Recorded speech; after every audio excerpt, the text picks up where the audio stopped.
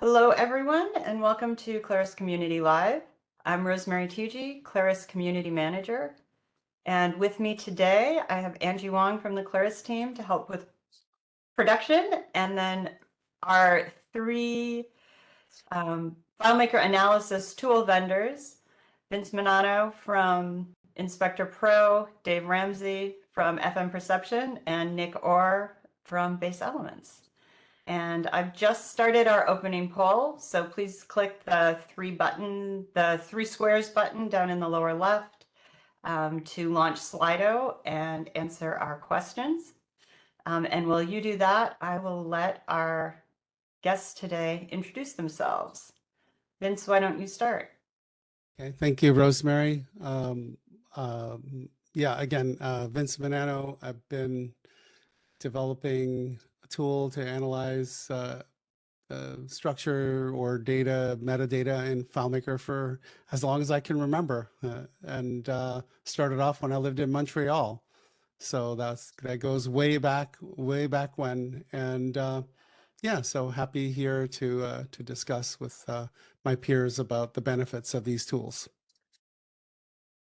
Yes, and I think, Vince, I met you at Macworld when you first started developing InspectorPro in Boston.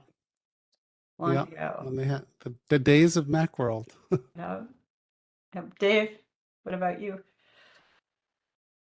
Hi, my name's Dave Ramsey. I'm the new kid on the block.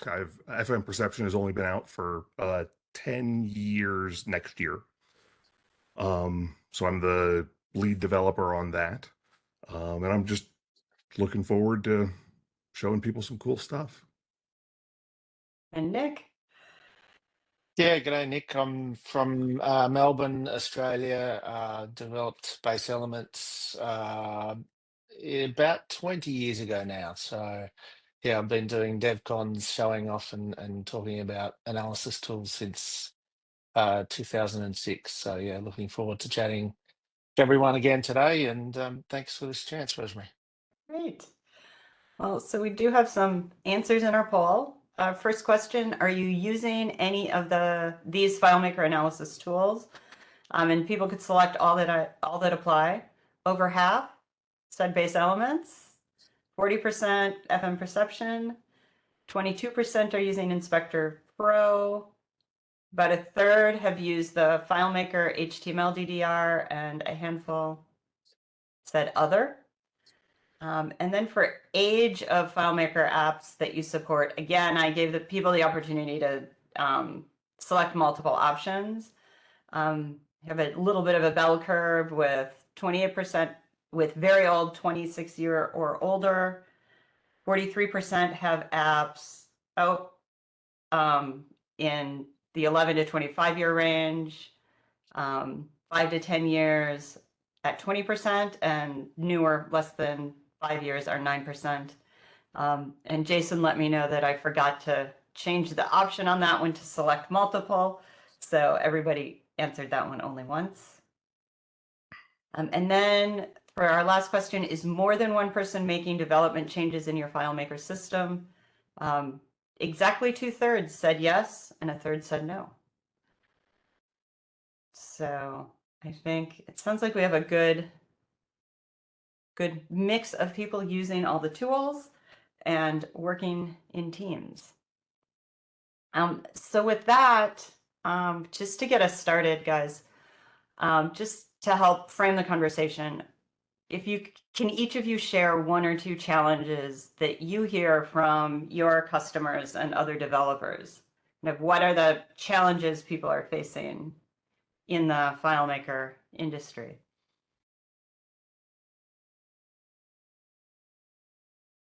I mean, I'll just go first, just because I recently gave presentations on technical debt, and one of my slides I have this monstrous graph, and I think there's a double-edged sword that we have in the FileMaker platform, and that is the ability to move quickly and just add stuff, and so if you don't kind of curb that enthusiasm, you just end up adding more and more, and eventually that becomes technical debt.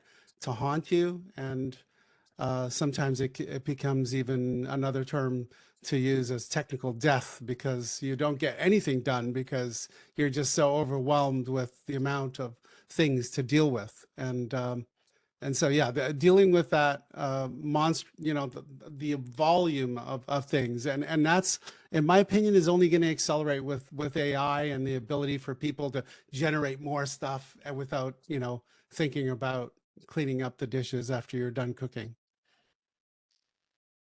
Yeah, I think Yep, that analogy.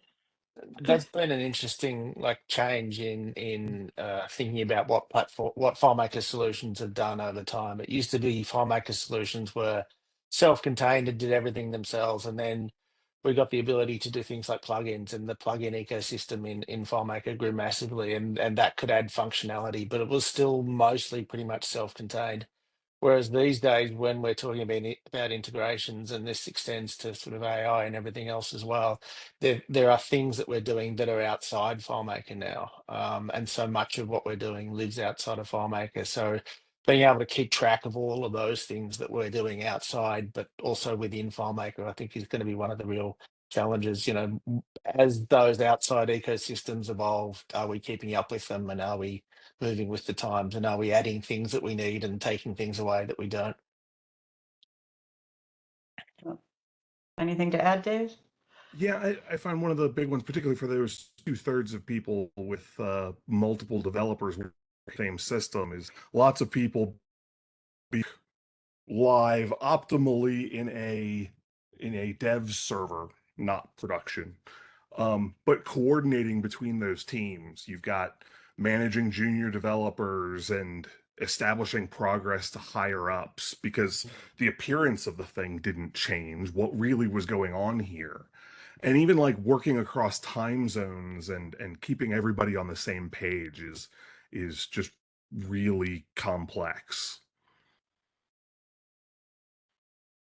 Yeah. I guess my next question is kind of who do you market your tool to, or who is it for? Oh, we recently made a change in our tool. We make it freely available now, and our hope is that with so many systems out there needing to modernize and maintain, that for us, we're looking for it to be a driver to generate more consulting opportunities. So we're marketing to that, potentially more so to the 2/3 group of multiple teams working together, because it is hosted and multiple teams can get insights. So there's that, but seeing as it's freely available then to anyone, even with citizen developers can also use it and tackle their issues or problems and get insights. BaseElements has always had a very specific design ethos in terms of who it's for. It's for other FileMaker developers. So it's designed as a FileMaker file that lives inside your copy of FileMaker Pro. And it has always tried to take advantage of all the things that FileMaker does. So as a person who's developing a lot in FileMaker, it's it's expected that you'll be able to go into BaseElements and use all of the expertise that you have, and then be able to get the most out of it. But it's one of those things that I think that it's amazing how how different your development process is when you've got your solution popped up on one screen, and then a tool like BaseElements or one of these other ones on the other screen, and you're looking at what you can see within the application of FileMaker Pro itself, and then also what you can see outside of it via tools like BaseElements and the other things. And so that's where it really comes into play. It's for people sitting there doing deep development and running both your solution and these analysis tools side by side. Yep. Dave, So, anything for you? yeah, FMPerception is kind of specifically targeted for the developer for whom speed is a concern, especially for developers of really, really large systems. It's not a FileMaker database, it's a native app. And so as a separately running application, it is accessible even when you're 4 dialogues deep in editing privilege sets or something like that. But I want you to get the answer to your question and then get out of FMPerception. I want you to spend as little time in the app as humanly possible. Get in, get what you need, get back to work. So. And how much expertise do you need for using any of these tools? And Nick, I'll let you start on this one. I sort of probably covered that a bit as well. I mean, the expertise is all around being a FileMaker developer.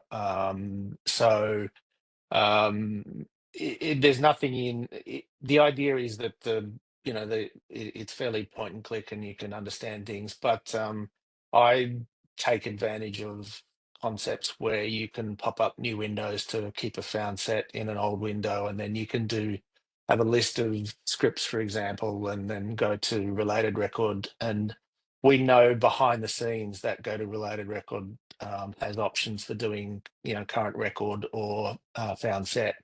So there's ways to take advantage of those kind of things within BaseElements.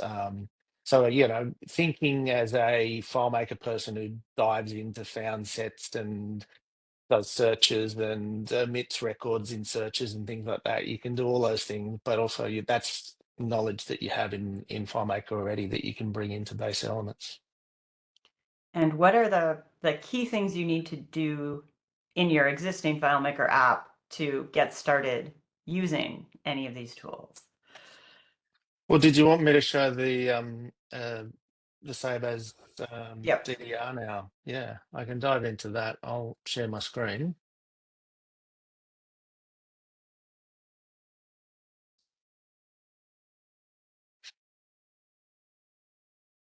So hopefully you can see that. I've got one of the template files that comes with FileMaker open, just the assets one. It's not bad for a nice neat little demo. But in order to take advantage of all these things, the very first thing you need to do is just turn on this option for advanced tools in FileMaker Pro. That gives you the option for the 2 XML tools, which is the DDR and the Save as XML. Once you click that on, then you restart FileMaker and you get access to extra options here. So with this file open, I can go up to the Tools menu and then hit Database Design Report. Now, I've only got the one file open, but it would generate a set of XML files for you for as many files as you had open. So if your solution was 100 files, it would generate them for all those 100 files. There's 2 options here, and a few of you have ticked that you use the HTML option for the DDR. I would highly recommend that people try not to rely on it. It's useful purely as perhaps a list of layouts or a list of scripts or some documentation of some of the script steps or privilege sets or things. But there's some real fundamental flaws in it because it cross-references things between, a script is called on a particular layout, for example, but those references are incomplete. It doesn't cross-references between files and has other features that it just doesn't have. It has not been updated in a long time, and as Dave just pointed out, it's deprecated, so it's going to go away at some point. It isn't accurate apart from basic lists of things. So to generate the XML, you click XML. You don't need to open it when it's done, and then you hit create. So I created one earlier here. This is what this looks like. For people who are not familiar with XML and don't work with it, you probably think this looks like a lot of gibberish and a lot of really weird code. I saw this and thought, cool, I can make something out of this. And internally, FileMaker uses XML a lot. So not only in this DDR, but also when you're copy and pasting things on the clipboard, it'll have XML behind the scenes there as well. There's a newer version of this, the DDR, which is the Save as XML. And I think Vince is going to talk a little bit about that. My tool BaseElements uses the database design report part. The save a copy as XML is new. Database design report only can be run from FileMaker Pro. There's script steps to run save as a copy as XML. And I think Vince is going to talk a little bit about that because his solution does save as XML. So I'll hand over to him. Thanks, Nick. Yeah, basically, I mean, DDR, think of it as, XML 1.0, save a copy as XML is kind of an evolution, XML 2.0 sort of. But the save a copy as XML has different consumers. So there's different people participating in the use of it, not only Claris, but us as third-party developers. And so the FM upgrade tool, and there's also plans to align most of the other features around that XML. Like, so if you're going to copy something and use it, etc., it will come from there. And as Beverly pointed out, the DDR, also the DDR, not just the HTML, is also marked for deprecation at some point. So so the future is definitely moving towards save a copy as XML.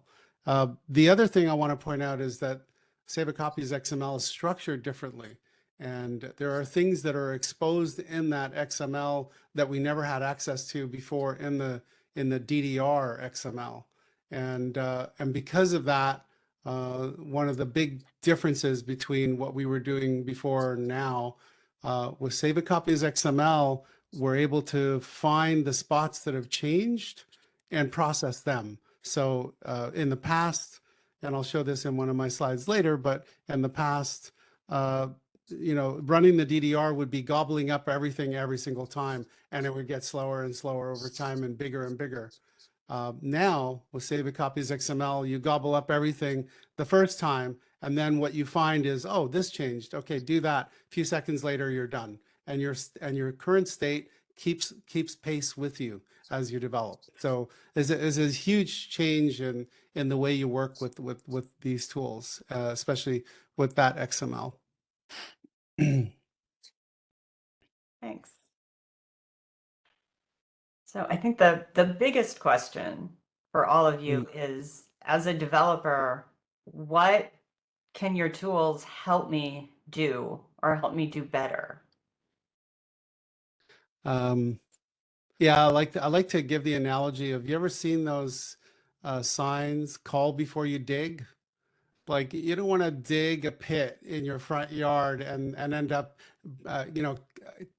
digging into a gas line or something, right? And the analogy is, if you're a super brain or you're AI or whatever, you know where everything is referenced. If you have a large system with hundreds of thousands of objects, but if you don't, and you haven't looked at a solution in 6 months or a year, or if it's a new solution you've inherited, you have a field and it's referenced in 30 places, and you decide to delete that field, you'll introduce 30 problems, and that's what these tools, they give you the ability to make informed decisions.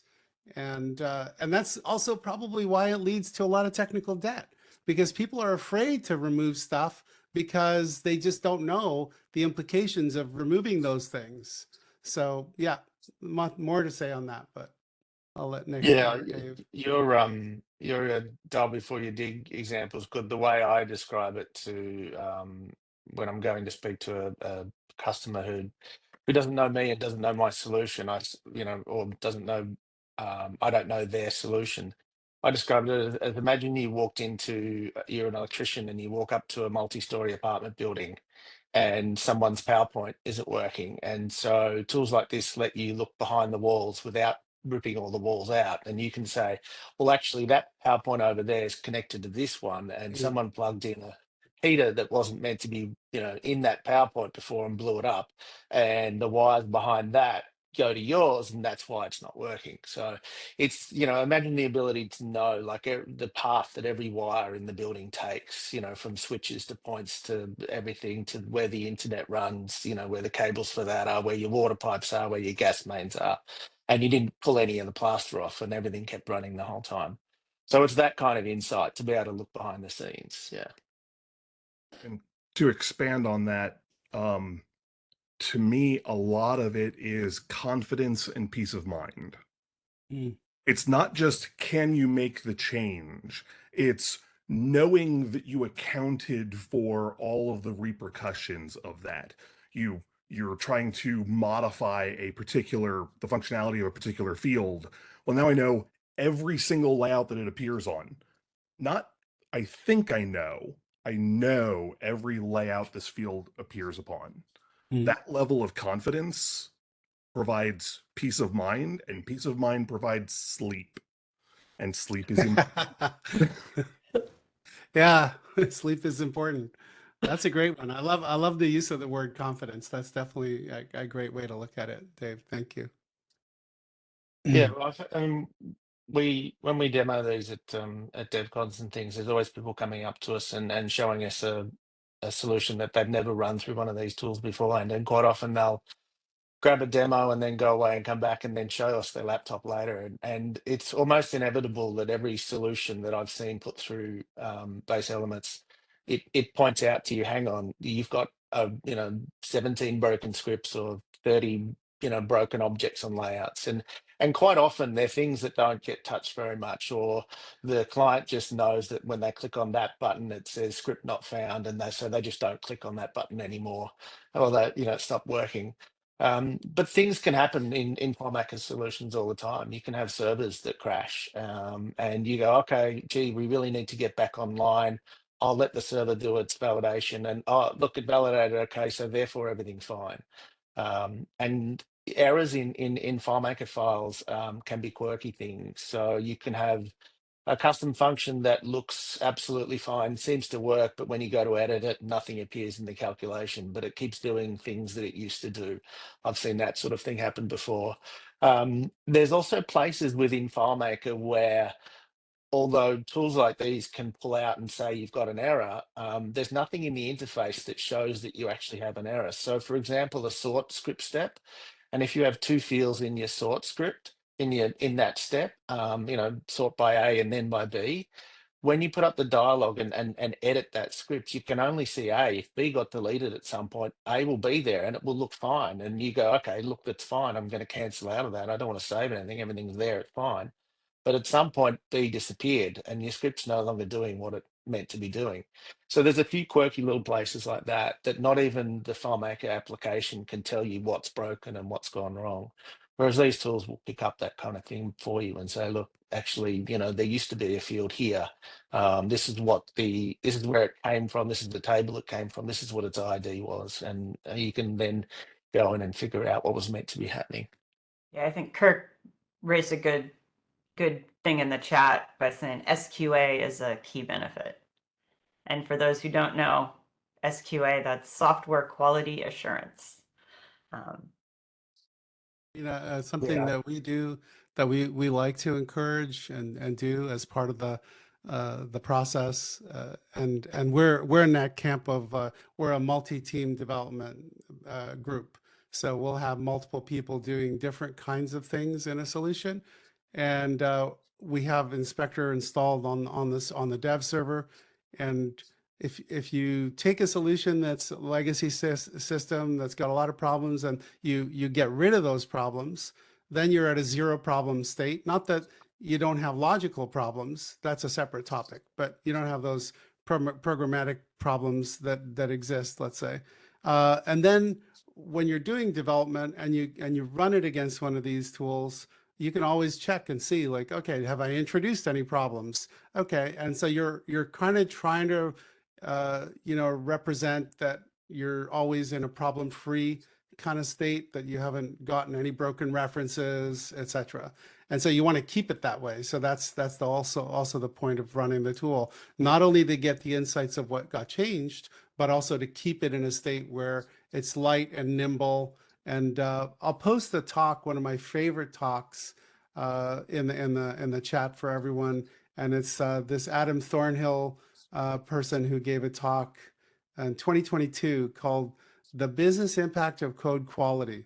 And this is such an important talk. I really encourage you to listen to it. He comes from the world of C programming, but it really applies to the FileMaker platform. So to give you the example of, let's say you have a really messy system, but now you have like some big innovation that comes along and everybody's delivering pizzas online. and you decide, oh, okay, I want to hop into this, ability to deliver pizzas online, but my code base is in such a bad state that I don't even know where to start.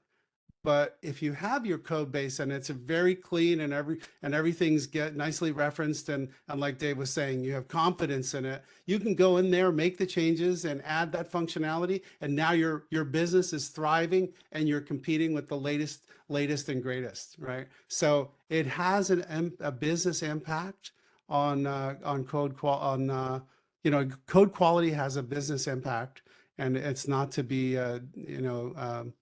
I don't know the right word, not to be diminished or dismissed. So I'll post it.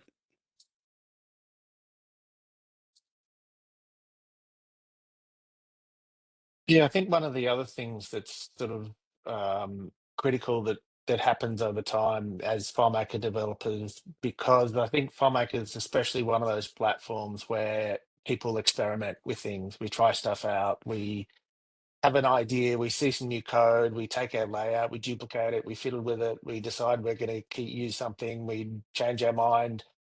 Solutions accumulate things over time as well.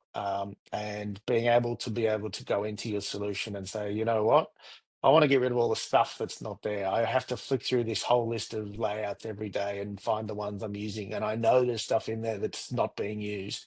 So these tools pull out and say, hang on, these layouts are not called anywhere. They're not referenced. They're not appearing in the menu bar. They can be deleted.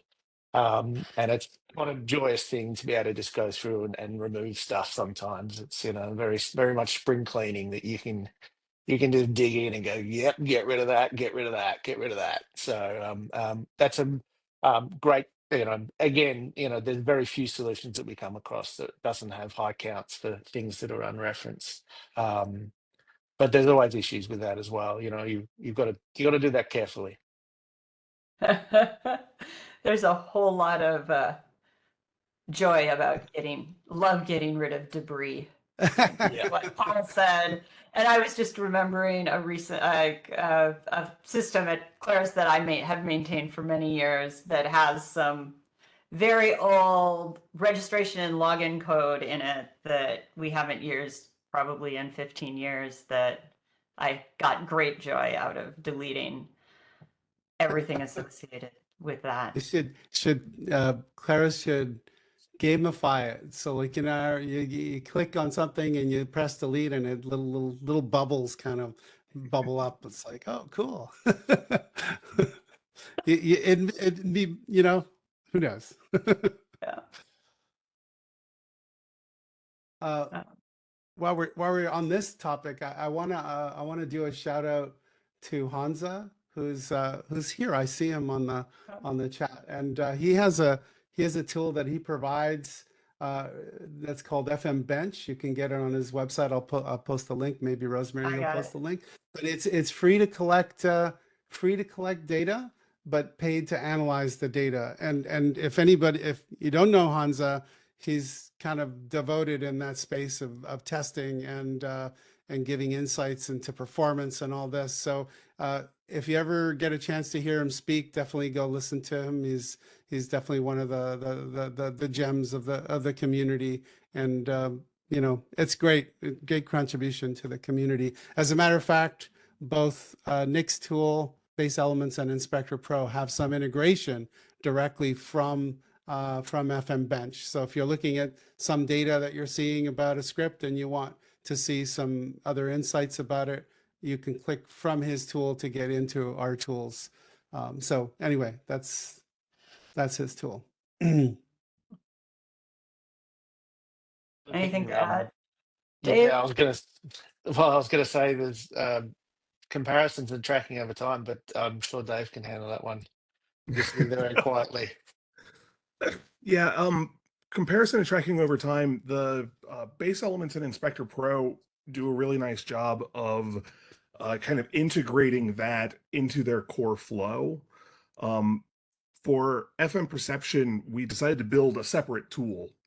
For my process, tracking diffs is an independent kind of mental state where I'm doing work on the thing. Now I need to do some diffing.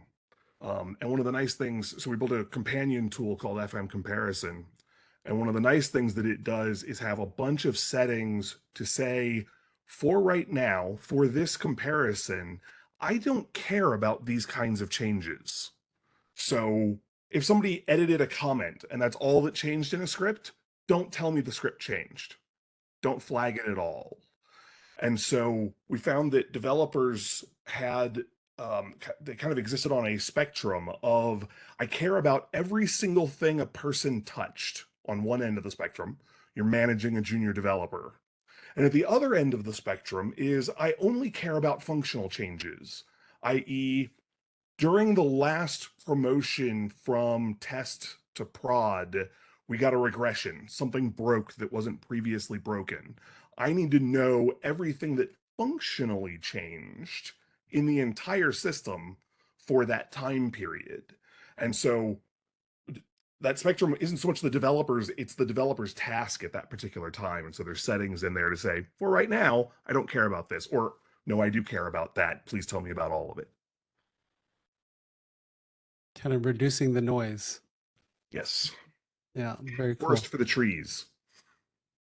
Yeah. One of the quirks of XML is it's a very hard language to diff in, to do comparisons in, and the nature of the FileMaker solution. So everything in FileMaker has an internal ID. So if you've got a script that has a name, but behind the scenes it has an internal ID, we take advantage of that as developers all the time, because we can just change a name anywhere and it changes everywhere all at once. But it actually, in fact, the name's just a display thing that appears when we pick it. It's the internal ID doesn't change. So if you change your name and then that changes the script that's called in 100 places, did the name change or did the 100 places change? And then how do you interpret all of the various permutations of that within XML is a big challenge. So yeah, it's not easy to do. Yeah. I see a question in the chat from Giancarlo, and I think this panel can't answer it, but I will take it back to the team. And that question is, are you planning to let these tools collaborate with the FileMaker patch tool? So I think that's something to take back to the engineering team, and also some collaboration with all of you. The patch tools are a bit of a work in progress still at the moment. So it's absolutely something, because it does still work on the XML. Like I was saying, the XML is on the clipboard, it's in the DDR, it's in the Save as XML, it's also in the patch tool, it's also in add-ons. So all of these things are sort of coalescing and coming together at the moment and heading towards a final state. And once they're a little bit more complete, then I would imagine that we'd all get excited about, doing stuff with patch tool. Yeah. And at that point, we might even have more tools. Yes. I'd also like to mention there that because it's newer and in flux, there really isn't any documentation for that XML. And I'm guessing I can speak for all of us when I say it makes me really twitchy to say, I'm going to generate some XML in my system and use it to patch your system. And I can't actually tell you if it's going to destroy your database or not. That makes me really, really nervous. And so that's not the kind of confidence that I'm looking for when I'm doing this kind of work. Yeah. I see you thrive for sleep, Dave. Diagnosed with sleep apnea Sleep a is couple of good, years yeah, ago, yeah. sleep became a very critical thing to my world. There you go.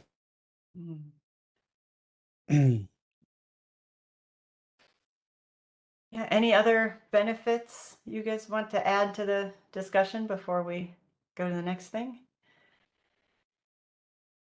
We've spoken pretty generally about all the major themes. Yeah.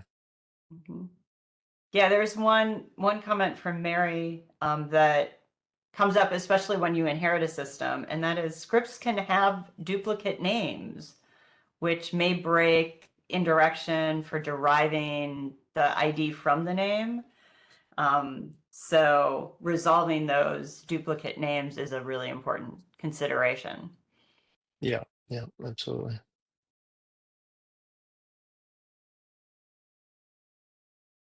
comment Yes, about running the XML into cursor and asking questions about it. Yeah, I mean, when we integrated the ability to generate script summaries with the AI feature in 21, I experimented with using the XML versus using a script textual representation, and it was like 6% of the token size. And so you're gonna use a lot of tokens to push all this XML, and some of these XML files are scary. Like they're like gigabytes in size, and unfortunately the trajectory has been getting worse because the XML files keep getting bigger and longer to generate, which should be the opposite. They should be getting hopefully faster to generate. But anyway, so like I have trepidations in the sense of like loading a 500 megabyte XML into cursor and then asking it questions about stuff. Mind you, AI is amazing what you can do with it. So we'll see how that space plays out. Well, I guess next, is there anything specific you all want to highlight in your tools? Yeah, so I mean, I talked a bit about errors before, so I'll sort of jump in and show base elements and how it picks up some errors there. So I'll just launch my screen. And you can see this is that assets tool, that the assets file that I ran the DDR on before, brought into base elements. And so these are counts of everything that's in the solution. It's not a very big file. There's not much here. There should be numbers all over the place here, but there's not. So that's quite good. There was a stage a while back where FileMaker was shipping templates with errors in them. So that was always fun for me to show people. But they've improved these. This is a solution that I use to demo base elements. It's actually written, as you can see, it was generated in FileMaker 8.5, but it still imports. This is the sort of solution that you get when you give 100 staff all complete full access to do whatever they want in the database. They were a travel company, and to create a new trip, they had to add a new field to a table and add a new layout and modify things. So it's great because there's a lot of broken stuff in this. So for example, in calculations here, if I click on that, I can see straight away I have fields in tables in a particular field, and it's summing things that just don't exist anymore. Lots and lots of things like field missing there. In layout objects, for example, I can go in, I can see my layout objects. Where did they go? That's not taking me to it. I wanted to see, let's go to, yeah, there we go. Let's go to scripts instead. And so we've got some menus here. These are doing things that don't go anywhere. Some perform scripts and go to layouts, all these different things.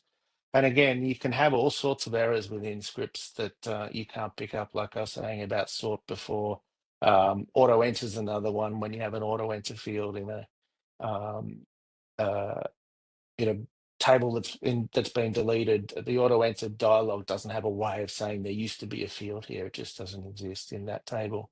And there's things as well that people were talking about before, about in the chat, people were saying about naming things. So you can have, for example, layout objects where you have two layout objects named the same.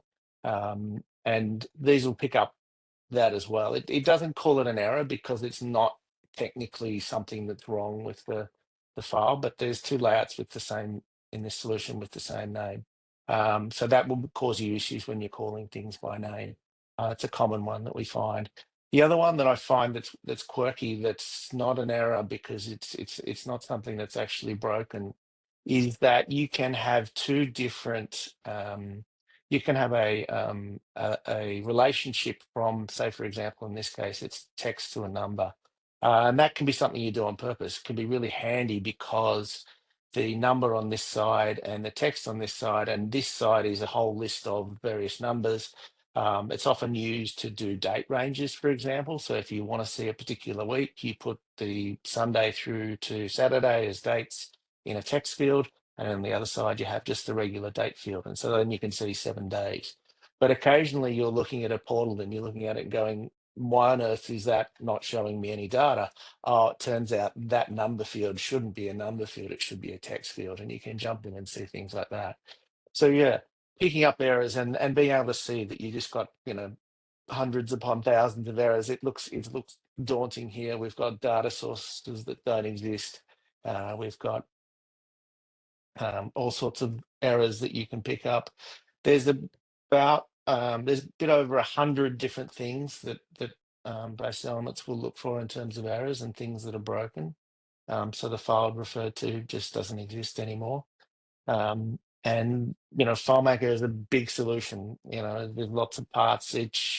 Each thing has, you know, more calculations and more interaction, and being able to call things from triggers and adds new details everywhere. So you can break pretty much every part of FileMaker by deleting things, by, you know, having a corrupted database that you recovered, or all sorts of things that can happen in FileMaker. So yeah, errors are a wonderful thing, and making sure your solution doesn't have them is you know, kind of critical to making sure your solution runs reliably.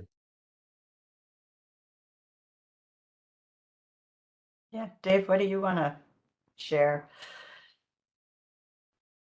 I wanted to share some stuff about kind of using these tools to help document your system. You know, all of us, InspectorPro, BaseElements, and FMPerception, have stuff for finding broken references, unreferenced objects, things like that. So I just wanted to delve into that a little bit.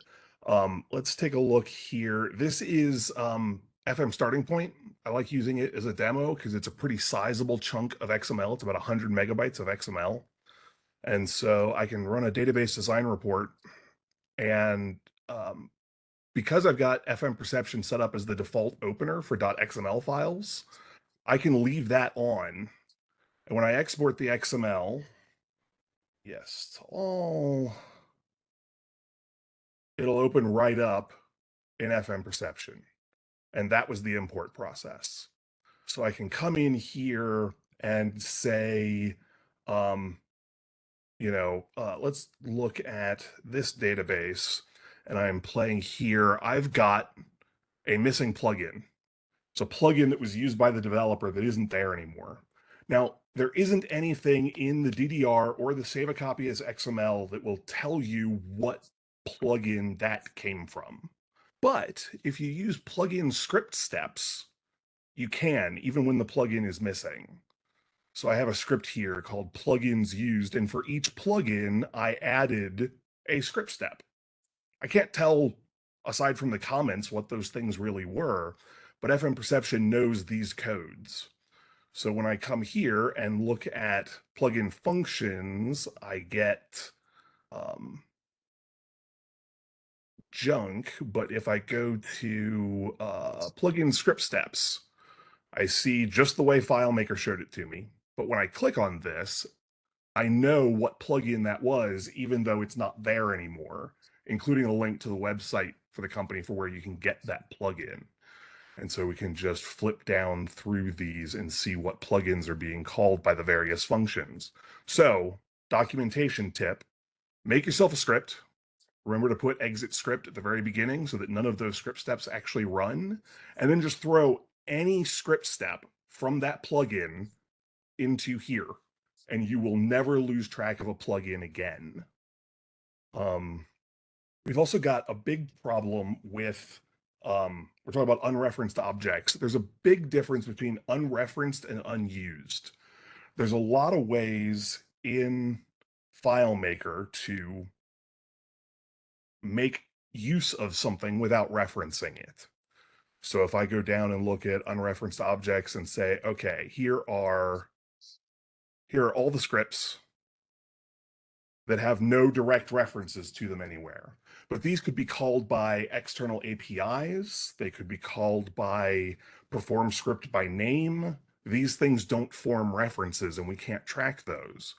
So if I'm going through and wanting to delete things that are unreferenced, I do want to take a really careful look to make sure that I'm not deleting something that's actually necessary for my system to run.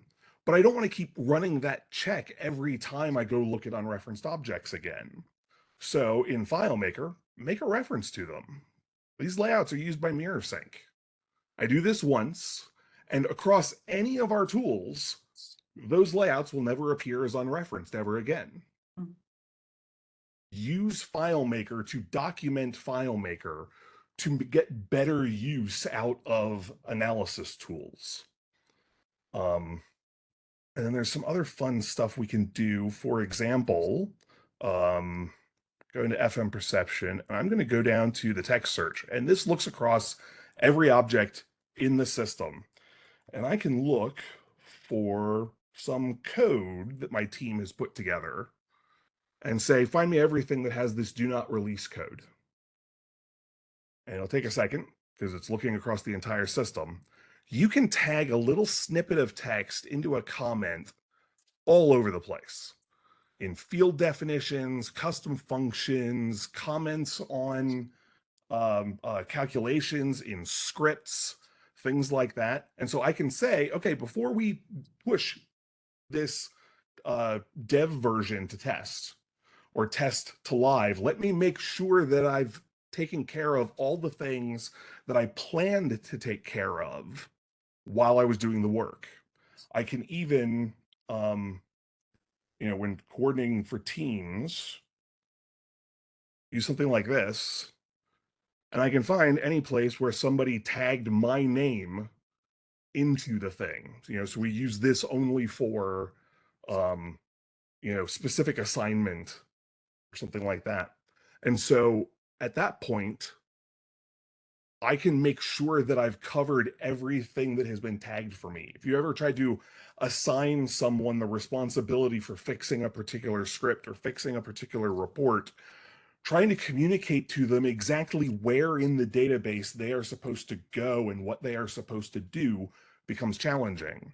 And then with the tight export XML, open it in FMPerception and run this search loop that you've got, once you fix these things and remove these comments, do another export and make sure that there are none there, because while you were doing that work, somebody might have added another one. So, yeah. But the idea is, do the search and then see your to-do list and get back to work. That's where FMPerception is optimal.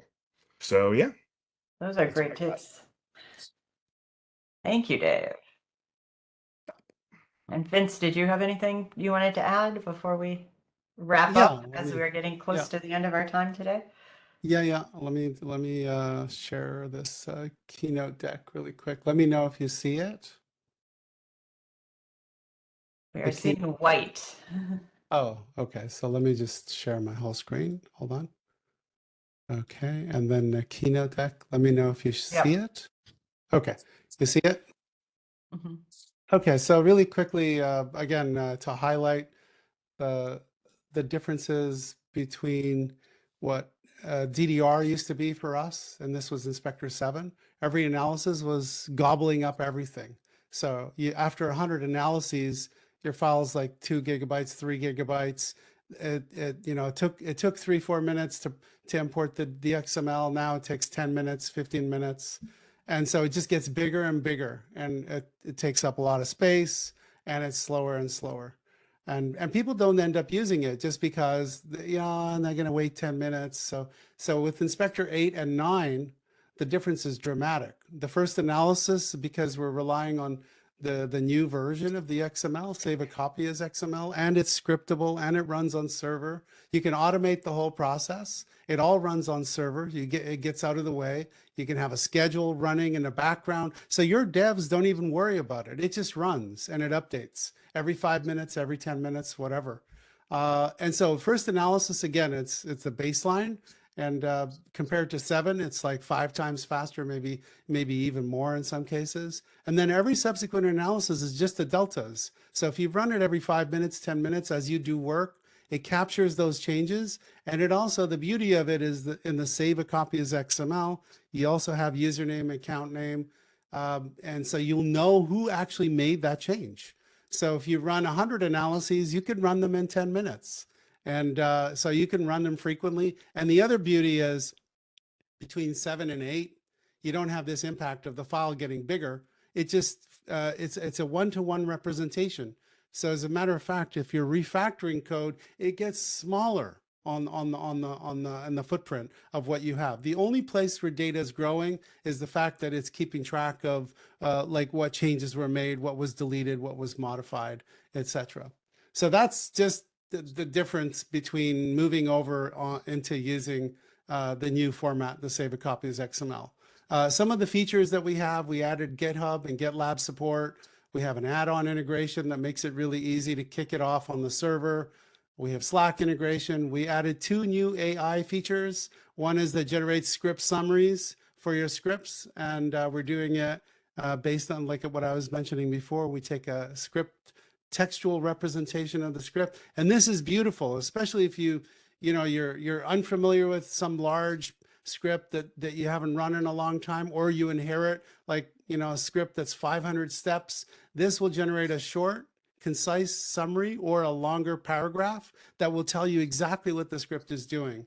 And then what we do is we take that script summary, we generate an embedding, and now you get semantic script searching, the ability to search for your script semantically, right? So I can search for like, hey, do I have any user access scripts? And it doesn't know about user access, but it knows that relogin might be something related to user access. So it can find stuff semantically. And this is all, those 2 new features just came out in 21. And we're exploring a lot of other new AI capabilities coming soon. It's multi-user collaboration, notes and tags, logicator support, global search, problem and history tracking, actions and notifications, global multi-analysis visualization, and much, much more. You can download it from here, but I just have like 2 really quick videos. I don't know if we still have time. They're kind of, So, okay. Yeah. So we have a kind of because now you can run hundreds of analyses, maybe even thousands. This is a dashboard visualization that you can see, the last 100 analyses, what got changed in every analysis, right? And so you can actually dive in and see like all the changes that have happened. Like, are you adding code? Are you modifying code, etc.? And then you also have a different one that is just showing you problems. If you're tracking on problems, if you're fixing them. So the beauty of it is, if you have this tool, you run it, you fix a problem. I have 300 problems. I fix 5 problems. I run it again. I go back. I check it. It keeps you in the flow. So this runs. Again, it can run in the background. And then one of my favorite features is the GitHub integration. So here's a script step. Like, okay, so there's a script. We can generate what is called a current state. And what you're looking at is a web viewer view to a GitHub integration for this solution. So, well, I'll go in and I'll fix that script. Okay, so I'll go in, I'll see the error there, I'll fix it, I'll add a comment here, I'll go back in and I'll run it, I'll put a message here. And by the way, the message that you put in here is a commit message in Git. So when it runs in Git, you'll see already in Inspector that that error is fixed. And if I go look in Git in the current state, I can look at a blame view. I can see exactly who changed what part of the code. So I can see who, as they say in Git, who I can blame that made that change, right? And so there's also a history view, so you can look at the actual changes to a script side by side. You can comment on them. So I can mention one of my colleagues, and we can have a whole conversation on one single script step. Okay, no, that's the wrong thing. You need to do something different, etc. And you can view it in a split view or unified view. Okay, and just to conclude really quickly, to wrap up, empowering FileMaker developers, the role of tools in building better solutions. The biggest obstacle to adopting any tool in the FileMaker ecosystem isn't another tool, It's choosing not to use any of the tools at all, right? Yeah, I think we're all in agreement there, right? And that's okay, because we're not here to convince anyone to use a tool. Not every developer needs the same things, and not every tool fits every workflow or need, right? So why tools matter. Great tools support great development in 5 key ways. Maintain your investment. You've invested so many dollars in a FileMaker system. Keep your solution stable, clean, and efficient, reducing long-term risk. Modernize and refactor legacy systems, technical debt, take it on head on, simplify complexity, and improve performance. And innovate with confidence. Use tools to make informed decisions about new features and architectures. Document for others and for yourself, for your future self. Don't leave a mystery, leave behind a roadmap. And stay ready for what's next. Again, I invite you to watch that video from that person on YouTube. But AI and other emerging technologies are driving new waves of innovation, and new tools are arriving to meet those needs. So I think we'll see more tools in the future that do integration with AI and all kinds of possibilities. And that's it. That's all. All right. So we have a couple questions as we wrap up. I have just dropped the links to where you can get all of these tools for everybody. And thank you to Nick and Dave for offering a discount. And Nick, someone did send me a private message that your discount code isn't working. So Oh, I'll fix it before the night's out. all right. We'll give him an hour to fix it. And hopefully that will take care of it. And another question, I think this is for all of you. Are your tools cross-platform? Can you run them on Macs and Windows? Dave says Yes. Okay, so Nick says just yes. put me FileMaker on the file, spot. so yes. So Mac and Linux, our tool runs on Mac and Linux. And I know, I hate to say this, but we're still working on Windows. And I know someone really, kind of was upset that we haven't had our Windows thing in. We're still working on it. We're hoping to get it done before the end of the year. So Mac, Windows, and Linux by the end of the year. All right. So yes, cross-platform, almost across the board. Yeah. And I think with that, I just want to say thank you, everybody. If you could give me like a few word quantifiable benefit you've heard about using your tools from a customer, that would be a great way for us to wrap up. I think the big thing is that I see is kind of like it's almost the opposite of the quantifiable benefit. I hear so many stories, people telling me stories about people not using tools like this and then finding that they went to do something and broke a heap of stuff, and then the client pointed out that all the work they did didn't work properly, and then they and then they come back and then they got to go back and fix it, and I'm like listening to them tell the story and I'm like, were you using BaseElements? Oh no, I wasn't. You're like, well, if you had BaseElements open, you would have known that you also needed to make that change. So yeah, it's almost like I did. And this is not just people I work with. I just hear these stories all the time about, how many times do I have to go and try and, look through all these things and fix them and make all that change. So yeah, it's almost the opposite of hearing people, talk about their disasters and how they didn't work. Dave, you want to go? Sure. Specifically around diffing, had a customer who found that like Monday and Tuesday morning were all spent in FM comparison, just working with the diff, because they did their go lives over the weekend, their deployments, and Monday morning they're getting bug reports about regressions, and somebody says, hey, this print script isn't working. Okay, great. So you sit down and you go and you look at, all the things that changed in that go live.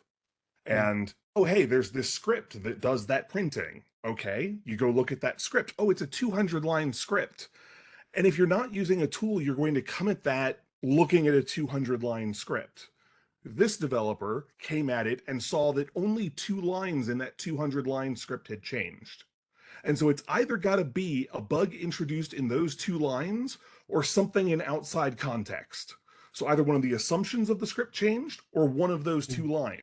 And it became not just quick, but trivial to fix regressions.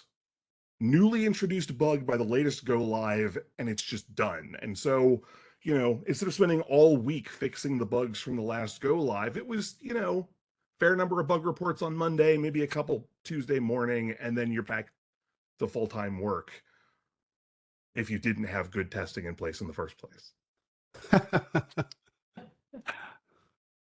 Yeah. All right, well, I just want to share the last poll result. I'm looking at the word cloud and I've shared it with everybody that said, what's one change in your development workflow you were inspired to make after today's live stream? And it looks like use FileMaker analysis tools and documentation. Cool. Use the tools, Yeah. one or all, or any. I just want to share one comment. This warms my heart just because, again, we're a large team. And what really gets me kind of jazzed is when people use it, right? And so Will, who's one of our internal developers, he relies on it every single day. He doesn't do any work in a system without referencing, what is this, where is it referenced, etc. So I think the stories like that really, keep me jazzed about keeping it going. And I appreciate the opportunity to be here with my peers and talk about this tools of passion. So thank you. Yes, thank you, Vince, Nick, and Dave. It was great to hear from you today. Thank you, everyone, for joining us.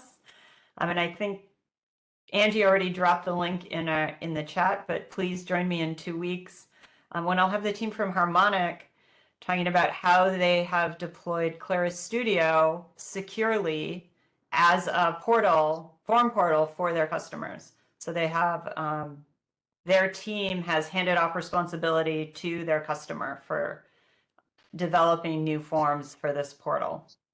And they're going to talk about how they did it with security and external authentication. And their customer will also be on to talk about how that project has gone. So again, thank you all, and I hope to see you again in 2 weeks. Thank you.